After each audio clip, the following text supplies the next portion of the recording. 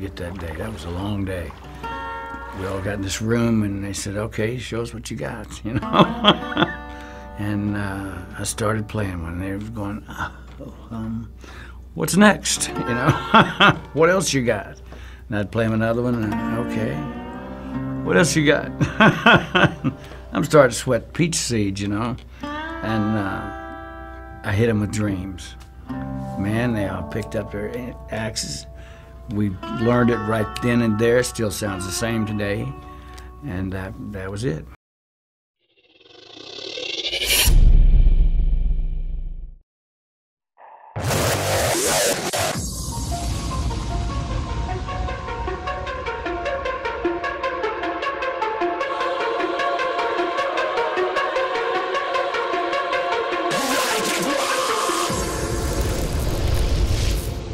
I like it raw. Raw. Ooh, baby, I like it raw. Ooh, baby, I like it raw. Some sad news from the world of music. The sudden death of a rock icon, Gregg Allman, passing away today at the age of 69. Here's ABC's Ron Claiborne with a look back at his life and his music. Gregg Allman and older brother Duane were the driving force behind one of the greatest Southern rock and roll bands ever, combining rock, blues, and jazz in a distinctive, hard-driving, high-energy sound. Inseparable as children growing up in Tennessee, Duane was the charismatic lead guitarist of the original band, formed in 1969. Gregg played keyboards and was the group's gravelly-voiced, soulful lead singer, as he talked about in the documentary Southern Rock. I started playing, and it just knocked me out. And I just snatched some lyrics, and I did my best to sing it my best. The band would turn out hit after hit, including Midnight Rider. After Duane died in a motorcycle crash in 1971, Gregg kept the band together. In 1975, Gregg Allman married Cher. It was a turbulent union as Gregg descended into heavier and heavier drug and alcohol use, as he told Dan Rather. I went to 14 rehabs. 14 rehabs. But I didn't go to 15. The couple divorced in 1978. Through ups and downs, Gregg Allman kept going, performing and churning out solo and Allman Brothers albums, performing live. But this past March, he suddenly stopped touring because of health issues. Tonight, the tributes pouring in. Ringo Starr tweeting, "Rest in peace, Gregg Allman. Peace and love to all the family."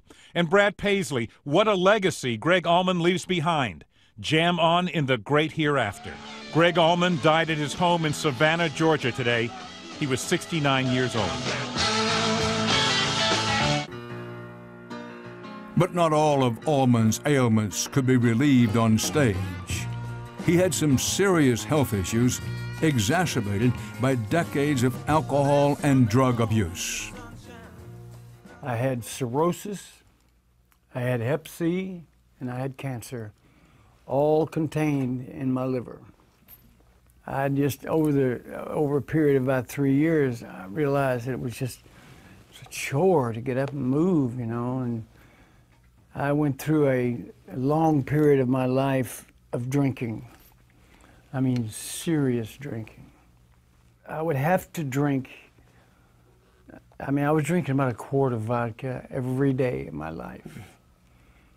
And if I didn't, I would get the delirium tremors, the DTs, and I mean, you'd have bugs crawling all over you, and I mean, just stuff just out of this world. I mean, just from withdrawing from alcohol. I mean, it's some diabolical stuff to some people. Right. Depends on your body chemistry. But I didn't know how to stop. I went to 14 rehabs. 14 rehabs. But I didn't go to 15. The last one I went to was in my house. I hired a male nurse to come in, and I kicked heroin, cocaine, alcohol, cigarettes. That's about enough. I did away with all of them. And I barely remember it. I remember it was a rough time. But he was there to make sure, you know, I didn't go into some kind of, you know, convulsions or what have you. And he had all the, you know, I had the little thing that rolls, you know, that has the IVs, putting all the electrolytes and stuff back into my body that I needed, vitamins. And the way that happened was, we got nominated and accepted and inducted into the Rock and Roll Hall of Fame in 1995. It was at the Waldorf Astoria in New York. And I promised myself, I mean, I even lined them up, little shot glasses in the hotel room. Okay, one on each hour, you know. I didn't want to get, you know, shaky, but I didn't, by God, I did not want to get drunk. And that's a hard thing to do. So I needed my boots shined, so I took them downstairs. And here's all these old buddies of mine, and you know, you pass like ships in the night. You just rarely see each other, but you're good old buddies. It was like old home. Oh, come on, man, come to the bar, let me buy you one. No, I'll just have one. Well, long story short, I'm standing there getting ready to walk up on the stage, and Willie Nelson is presenting us with the award. And I can barely stand. And I thought, man, thank you, what is wrong with you? In honor of the greatest friend, brother, guitar player, and inspiration I've ever known, my brother Duane was always the first to face the fire. He was my greatest motivation. Thank you. And Well, you embarrassed yourself that night. I did. I really did. And I didn't do anything, I mean, you know, out of the ordinary, except I went up there and I wanted to say all these things about Bill Graham. I wanted to say things about my mother, you know. I wanted to say all these different people, you know. And I just got up there and I was afraid I was gonna fall down. And Willie even said to me, he says, man, are you all right? I said, Willie, I'm not all right. I'm not. And so I just said, this is for my brother, and walked off stage. Well, as luck would have it, I saw a film of it about 2-3 days later. And I was appalled at myself. I sat there and just cried like a baby and prayed to God, you know, give me the strength to get away from this shit and live the rest of my life in peace. And I guess he answered, because the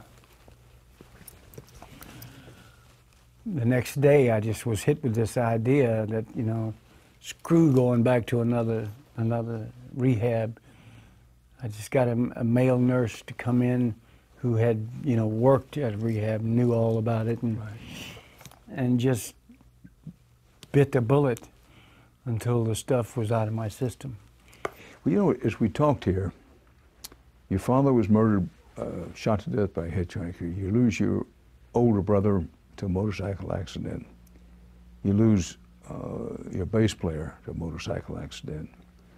By your own acknowledgement, you had a fierce battle with alcohol, and you also mentioned heroin, cocaine.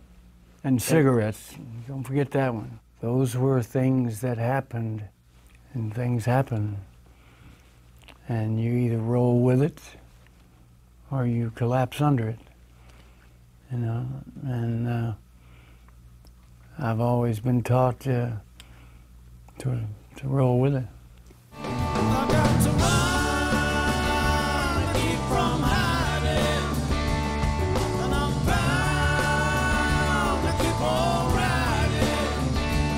Pioneer of Southern rock is being remembered tonight.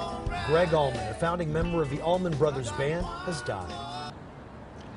What a career, Juan. We're right across from the Grammy Museum, and in 2012, he was given the Lifetime Achievement Award at the Grammys.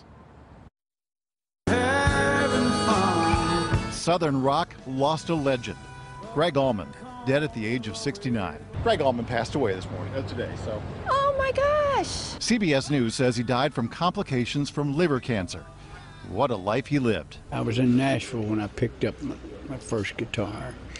I was visiting my grandmother, and this guy across the street had one. Long before there was Leonard Skinner, 38 Special, and other Southern rock bands, there was the original, the Allman Brothers Band, led by Gregg and Duane Allman and Dickie Betts. Lynn Burke was a big fan. Yeah, I went to see them. It was in San Francisco, but I don't know where. They were wonderful. They are fine musicians, guitarists. Southern rock, I mean, they were the leaders. They were, yes, yes. Their biggest hit, Ramblin' Man, which reached #2 on the charts. Fans were stunned by the news today, and they had to reach way back to remember the impact that he and his band had. Gregg Allman and the Allman Brothers were a great band from the 70s and 80s. I grew up listening to them. Allman was married to Cher from 1975 to 1979. Their son was named Elijah Blue. Shortly after hearing Allman had died, Cher tweeted, "I've tried. Words are impossible," with a broken heart and kiss emojis. Later she tweeted, "Never forget," and included a picture from their happier days. His life was one rough rock and roll. Married 6 times, 5 children. His drug battles were legendary. On stage with Jackson Browne a few years ago, he sounded pretty good on one of the Allman Brothers classics. But his representative said he battled a number of health issues the last few years and died today at the age of 69. John Mayer tweeted, "Eternal love and life to Gregg Allman. Rest in peace." Allman died at his home in Savannah, Georgia, with his family by his side. You think that's what it's been about, your ability to draw on the despair as well as the joy of your life and put it into music? Maybe subconsciously, but I don't know. I try to, all this despair that you speak of, I try to really rise above it, you know. I mean, like when I think back on my life, the happy times, they surface. It must be happy because you keep doing it. Yes, yes. Yes, you do. You keep doing it. But I was so touched by your book, Gregg. I read it last night. I took a big chunk of the evening and read it. And you had so many life-changing moments. You call it Cross to Bear. And you talked very poignantly about your brother Duane. You said not a day goes by that you don't think about him, that he didn't really get to see the full success of the band, and that as a little kid you wanted to be like your brother. Would you talk about that? And what he meant to you? My father was he came home from Korea and picked up the wrong hitchhiker, and he unloaded a gun on him. Yeah. And I was 2 years old. My brother was a year and 18 days older than me. And I guess, well, Mom kind of took over as mom and dad both. Yep. And did a hell of a job at it. And then he was like a father figure. Right. He was an older brother figure. Yeah. Legendary rocker Gregg Allman died today at his home in Savannah, Georgia.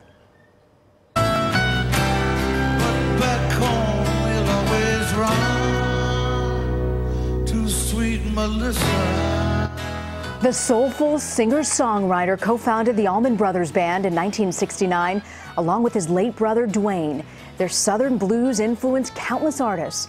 Allman battled liver cancer in recent years and stopped performing 6 months ago. His new album is scheduled to come out in September. Gregg Allman was 69 years old. Music journalist Alan Light, who co-wrote Gregg Allman's memoir, My Cross to Bear, joins us by phone. Well, we still don't know the details of precisely what happened, but Gregg had been battling ill health for a long time. He had a liver transplant in, I think, 2010. Recently, he had canceled all of his shows for the remainder of the year as he, continued to battle various issues. And I guess we'll find out more detail. But it's always surprising, but not shocking to get this news because he'd been struggling for a while. How would you describe his music for people who might not be familiar with the Allman Brothers Band? Well, the Allman Brothers really laid, they did lay the template for what became known as Southern rock, and really what they did was merge a more kind of jazz-based, improvisational, exploratory kind of music with a really strong blues foundation, especially Gregg's singing, which was very much in kind of a traditional blues soul model. And so what they did was was both very physical and emotional and kind of earthy, and also very musical and exploring lots of different directions, lots of longer jams with really always top-notch, extraordinary players. What do you think it is, Alan, in this era where pop music stars really managed to cut through? How is it that someone like Gregg Allman and his band has managed to withstand decades of time? Well, what they did was something that truly was groundbreaking. Nobody had brought those different elements into a band before, with multiple lead guitar players and two drummers and more complicated rhythms that were also very easy to sort of relate to and understand. They did something that truly no other band was able to do, and with Gregg's really powerful, forceful, and hard-feeling voice out in the front of that, it was an extraordinary combination of ingredients. And we know that he was expected out on tour, but his doctors had told him recently to withhold that, right? Yes, he had canceled the most recent series of dates, and had actually canceled through the rest of the year. There were rumors of maybe a month, 6 weeks ago, that he had entered hospice care, which was denied at the time, and I don't know if that's true or not true, but clearly he was not in great shape during these recent months, and they did want to give him a more extended time to try to get better. And a man who overcame a great deal. His mother raised him. His brother, who he found as a father figure, his father was shot. Is that correct? That is correct. Gregg's father was murdered when Gregg was just 2 years old. His brother, who he idolized and who really put the whole concept for the Allman Brothers band together, died in a motorcycle accident, in his early 20s. The next year, the band's bass player died. Gregg has just been, it was a lifetime that was surrounded by tragedy and continually walking through fire. And, he was the one who survived. He was the one who held on, at least until today. Yeah, incredible life. And he even said in his memoir that he spent years overindulging in women, drugs, and alcohol before getting sober in the mid-1990s. What were the last few years of his life like, Alan? Well, he was still working. He was still playing, as long as he possibly could. There was a new album, we'll find out soon, that was close to completion, if not actually completed, that he had been working on. There may still be, a new album to hear from him. He had to pace himself. He couldn't maintain the same sort of touring schedule that he did early in his life, but he continued to work, as long as he could. And I co-wrote his memoir with him, and spent a lot of time with him. I guess that's about 5 years ago that the book was done. And he had better times. It was up and down for sure. But when there was the ability to be out there making music, the ability to be singing, that's clearly when he was most alive. And Alan, when you talk about his legacy, what do you think his ultimate footprint on rock will be? Well, I think that again, the Allman Brothers really were architects for an entire movement, for an entire style, an entire approach to making rock and roll. Not all the Southern rock bands that followed, they couldn't compete with what it was that the Allmans were doing. They just, these guys were better players than everybody else. But what they did was really shape a whole style and approach to music, and an approach to playing live. I mean, when they did things like the residency that they would do at the Beacon Theater here in New York, that they did every spring for years and years, this notion of a band setting up and playing 15, 20 shows at a time and really gathering their fans in this sort of annual event. These just, those weren't things that other bands did. They didn't have that kind of following, and they weren't able to be interesting night after night after night where people would want to keep coming back like that. Yeah, and a man with an incredible legacy and a powerful voice. he lived a bunch of lives. Yeah. You know, this was somebody who was definitely in overtime in a lot of ways, and he was very aware of that. He was very haunted by the tragedies around his that had happened around his life, certainly around his relationship with his brother, which he clearly thought about every single day till the end. You know, again, it's always awful to hear it, but this is certainly somebody who put in his time and then some. Yeah, he said he still felt his brother's presence even long after his death. Gregg Allman, dead at 69. Thank you for joining us, Alan. Thank you so much. If one person can, after reading my book, can steer himself or can steer themselves away from alcohol, drugs, cigarettes, boy, I would love that. I would really love that. My ups and downs with the whole stuff will have not been in vain, you know. If I could save anybody else from the ugliness of drugs, hard drugs, any kind of drugs, and alcohol, another drug, and tobacco, man, with the stuff they put in tobacco nowadays, it is just about as rough kicking tobacco as it is heroin. And that is no fun.